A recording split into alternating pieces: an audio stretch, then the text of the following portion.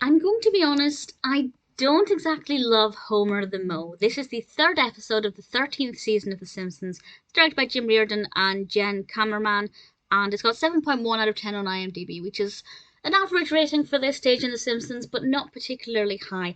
The concept I think is interesting. In the first half of it, I didn't mind, but once it kind of progressed past that point, and I can't really go into too much detail without spoiling it, I'll just say I think it went a little bit. It took a direction I wasn't expecting, and I think it became a little less believable. And while I don't always need that level of believability in a Simpsons episode, for me it just felt ridiculous. I don't know if that's the right word to use, it just felt unrealistic. Mo transforms his bar into a swanky nightclub. And I think that that's great. I loved seeing it animated like that. I love seeing Mo in that kind of environment. It was a change of pace and quite fun to see being animated. Homer, Lenny, and Carl, and some of the others are not pleased about this. So Homer decides to set up a bar in his garage, which is illegal. And I won't say whether he gets to keep it or what happens as a result of that, but I was quite curious about that to see what they'd do with it and where they would take it.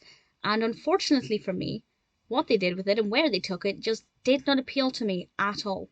So maybe it'll appeal to other people, and that's absolutely fine. But for me personally, I feel like the second half of it was just not great. It didn't speak to me at all. I really didn't enjoy it.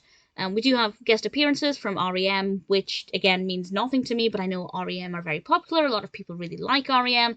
So there's definitely a pull factor for the right audience. But honestly, for me personally, it didn't work for me. The ending I didn't mind. I'm not going to say why or how. I won't spoil it. So it did kind of regain a bit of credibility at some point with me. But ultimately, for me personally, I feel like Homer the Mo is one of the weakest episodes I've seen in quite a while.